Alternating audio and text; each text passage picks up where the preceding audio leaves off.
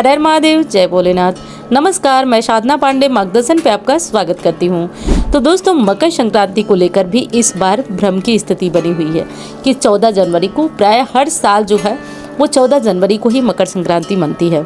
तो इस बार की मकर संक्रांति 14 जनवरी को मनाना सही रहेगा हमारे शास्त्र के अनुसार, धार्मिक ग्रंथों के अनुसार। और किस दिन मनाएं, 14 या 15 को? देखिए, मकर संक्रांति में मुख्य होता है ना, जो हमारे द्वारा किया गया दान होता है। वैसे तो साल में कुल 12 संक्रांतियाँ पड़ती हैं, लेकिन जिसमें सूर्य मकर राशि में प्रवेश करता है वो बहुत विशेष होती है, इसलिए वो संक्रांति सबसे विशेष होती है। और दोस्तों, कहा जाता है कि आप अन्य समय दान करें, पुण्य करें, पूजा करें, पाठ करें, लेकिन संक्रांति काल में किया गया दान, पुण्य और सभी विशेष कार्य विशेषकर व्यक्ति को बहुत सारे पुण्य देते हैं। जैसे मकर संक्रांति पर दान करना, स्नान करना गंगा नदी में, और तिल, गुड़, खिचड़ी इत्यादि का दान करना बहुत श्रेष्ठ होता है। यहाँ तक कि मकर संक्रांति के दिन अपने घर में ब्राह्मण भोज कराना सर्वोत्तम होता है, परंतु ऐसा करा पाना सबके लिए मुश्किल होता है। इसलिए कुछ साधारण दान बताए गए हैं, जैसे कि तिल का, पोहा का और तिल से बनी हुई मिठाइयों का, और साथ साथ वस्त्र का दान करना, खिचड़ी का दान करना, सब्जी का दान करना, ये बहुत पुण्यदायी होता है।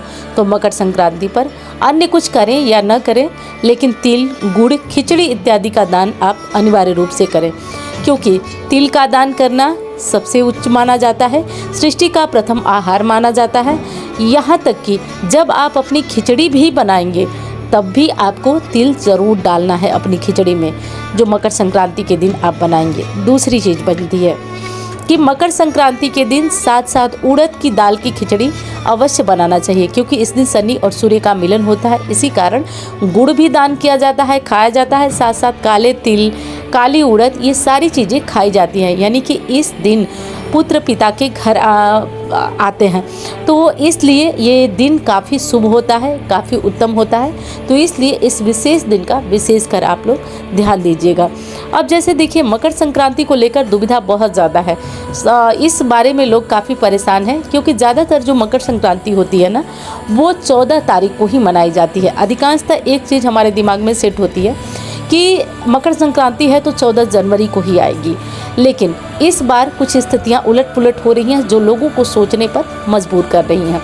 तो देखिए, मैं आपको वाराणसी पंचांग के अनुसार बता रही हूँ। कुछ लोग गूगल से बता रहे हैं, कुछ लोग कहीं से, लेकिन मैं व्यवहारिक तौर पे जो हमारे शास्त्र कहते हैं, जिस स्थिति में दान पुण्य करना ज़्यादा अच्छा होता है, वो मैं आपको बताऊँगी। साथ साथ आपको ये भी बताऊँगी, वाराणसी पंचांग जो ऋषिकेश पंचांग है उससे जो प्रकाशित हो रहा है वो बताऊँगी कि आपको किस दिन मकर संक्रांति मनाना चाहिए। पहली चीज़ ये समझ लीजिए कि आप चाहे जिस दिन आपकी इच्छा हो मना सकते हैं, लेकिन सर्वोच्च किस दिन है वो मैं आपको बताती हूँ। तो सबसे पहले तो आप ये जानें कि मकर संक्रांति यानी कि जो संक्रांति काल है वो कब से प्रारंभ हो रहा है, किस टाइम से संक्रांति काल प्रारंभ हो रहा है, और क्यों व्यक्ति के बीच में, सब लोगों के बीच में थोड़ा दुविधा की स्थिति बनी हुई है। वैसे ही दोस्तों, कहा गया है कि माघे मासी दिने पुण्यम मकरस्थे दिवाकर, यानी मकर संक्रांति के दिन किया गया दान अक्षय फल देता है। मकर संक्रांति के दिन विशेष रूप से तिल, गुड़, खिचड़ी, अन्न, वस्त्र का दान विशेषकर फायदेमंद होता है। पंजाब में इसे लोहड़ी भी मनाते हैं, लेकिन हम लोग तो इसे जो है वो मकर संक्रांति, खिचड़ी भी अपना बोलचाल की भाषा में हम बोलते हैं, तो मनाया जाता है। देखिए, संक्रांति काल प्रारंभ हो रहा है 14 जनवरी को, 14 जनवरी दिन बुधवार को। लेकिन कब प्रारंभ हो रहा है? दोपहर को 3:06 पर। इस समय जो है वो सूर्य मकर राशि में गोचर करेंगे। ऐसे में पूरे काल का समय जो है वो आपको मिल तो रहा है दोस्तों, लेकिन आपको ऐसे समय पे मिल रहा है जिस समय आपको स्नान दान करना उत्तम नहीं माना जाता है, क्योंकि हमारे शास्त्र में जो स्नान दान का सर्वोच्च समय बताया गया है वो ब्रह्म मुहूर्त यानी सुबह का बताया गया है। तो ऐसी स्थिति में आप मकर संक्रांति 14 को ना मनाकर बल्कि 15 को मनाएं तो आपके लिए उत्तम होगा। अब दूसरी चीज़ आती है कि देखिए, मकर संक्रांति यानी खिचड़ी के दिन हर घर में खिचड़ी बनती है, और 14 जनवरी को सटतिला एकादशी का व्रत भी पड़ रहा है। तो इस दिन किसी के भी घर परिवार में खिचड़ी नहीं बन पाएगी। तो इस कारण भी हर तरीके से देखा जाए स्नान दान के दृष्टिकोण से, क्योंकि अब दोपहर के बाद मकर संक्रांति लग रही है तो दोपहर के बाद तो कोई स्नान दान करेगा नहीं, तो 15 जनवरी को ही आपको मकर संक्रांति का पर्व मनाना उत्तम होगा। साथ साथ ये भी जानें आप कि मकर संक्रांति तो आप मनाएंगे, सब कुछ करेंगे, सब अच्छे से करेंगे, मुझे उम्मीद है कि आप लोग मकर संक्रांति बहुत बढ़िया से मनाएंगे। लेकिन इस विशेष बात का ध्यान रखिएगा कि मकर संक्रांति अगर हो सके स्नान दान के दृष्टिकोण से देखा जाए तो 15 जनवरी को बेहतर हो रही है। बाकी सूर्य जब मकर राशि में गोचर करते हैं तब खरमास भी खत्म हो जाता है, तो आज से 15 तारीख से खरमास भी खत्म है।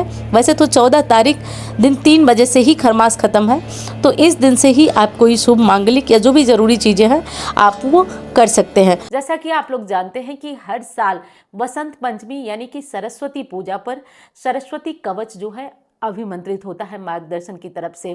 तो सरस्वती कवच अभिमंत्रित होगा और जैसे कि ये केवल मुझे लग रहा है कि 2 सालों से जा रहा है, तो बीच में भी लोग इस कवच की मांग करते हैं क्योंकि ये कवच है ही अपने आप में बहुत पावरफुल। और अगर मैं इसे बोलूँगी तो आप लोगों को लगेगा कि मतलब मैं क्या बोल रही हूँ, लेकिन सच बताऊँ दोस्तों तो इसकी महिमा, इसका प्रभाव बहुत ज़्यादा है। ये कवच अभिमंत्रित होने जा रहा है और जिन भाई बहनों को सरस्वती कवच लेना है अपने बच्चे के लिए, स्वयं के लिए, या कोई ऐसा कार्य जिसमें आप करते हैं जिसमें आपको आपकी वाणी से ही लोगों को प्रभावित करना है, तो आप इस कवच को अपने गले में पहन सकते हैं। गले में पहन सकते हैं या फिर अपने आर्म में, भुजा में भी इसे बांध सकते हैं लाल रंग के धागे में। तो आप इस कवच को बांध सकते हैं, या बच्चा छोटा है चांदी की चेन में उसे पहनाना चाहें तो पहनाएं, क्योंकि इसका बहुत ही अचूक जो है प्रभाव होता है। और इस बार आप लोगों के ही कहने पे मैं माता सरस्वती की एक मूर्ति भी अभिमंत्रित कराने जा रही हूँ।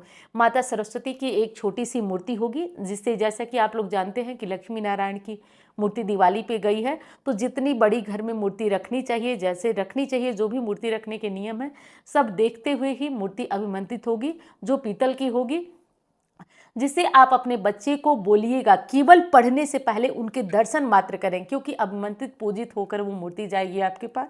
केवल दर्शन मात्र करें और दर्शन कर कर केवल हाथ जोड़कर प्रणाम करें, इससे भी आप देखेंगे कि बहुत फर्क पड़ेगा। तो ये बड़े बच्चा हो, छोटा बच्चा हो या जो भी हो, आप उनके लिए ये मूर्ति भी अपने घर के टेबल पे या घर के मंदिर में रख सकते हैं। अब आप लोगों द्वारा पूछा जाएगा कि इस मूर्ति को हम क्या करें, स्नान कराएं या नहीं। तो देखिए ये विशेष तर तो ऐसी बन रही है कि केवल आप इन्हें जो है प्रणाम अपने घर के टेबल पे, जैसे कि देखिए मैं अपने ऑफिस कि मेज़ पे ये माँ सरस्वती की मूर्ति रखी हूँ, तो इन्हें मैं अपने प्रणाम करके अपने कार्य की शुरुआत करती हूँ, क्योंकि इनके बिना तो कार्य चल ही नहीं सकता, संभव ही नहीं है दोस्तों। अपने बच्चे को बोलिए कि केवल थोड़ा सा इन्हें भोग लगा दिया करे, थोड़ा सा धूप दिखा दिया करे, और नहीं तो केवल इन्हें प्रणाम कर कर और अपने कार्य की शुरुआत करें। क्योंकि दोस्तों कहा गया है मानो तो दैव नहीं तो पत्थर। अगर आपकी मान्यता है तो इसमें सच में देवी सरस्वती वास करती हैं और आपके हर मनोरथ को पूर्ण करती हैं। अगर आपको इन वाराणसी में आना है, जैसे सरस्वती कवच अभिमंत्रित, वैसे तो 3 दिन की प्रक्रिया है, 21, 22 और 23, लेकिन 23 तारीख को मुख्य हवन आयोजित होगा। तो जिन भाई बहनों को आना होगा वो वाराणसी में हवन में शामिल हो सकते हैं, और जो लोग नहीं आ सकते हैं दूर से, वो लोग अपना नाम जो है और अपना गोत्र लिखवा देंगे। नाम गोत्र तो वैसे सबको लिखाना है, और ऑफिस नंबर पर आप ये जो सरस्वती कवच है, सरस्वती माँ की मूर्ति है, आप इन्हें लेने के लिए बुकिंग करा सकते हैं। जो ऑफिस नंबर है इस पे बुकिंग करा सकते हैं। रही बात कि बहुत सारी आपकी दुविधा होगी कब पहनना है, कैसे पहनना है, तो वो मैं आगे की वीडियो में आपको बताती रहूँगी। और एक चीज़ और आपको बता दूँ कि ये जो सरस्वती कवच है वो मैं 2 सालों से दे रही हूँ, और 2 सालों से मतलब इसकी साक्षी तो महादेव हैं कि इसकी लोकप्रियता कितनी ज़्यादा बढ़ती जा रही है। लोग बीच बीच में ही मुझसे मांग रहे हैं। तो जो लोग लेना चाहते हैं वो ऑफिस नंबर पर संपर्क करिए और पहले ही नाम लिखवा लीजिए, ताकि आप जो लोग इच्छुक हैं उनको ये चीज़ें मिल भी जाए।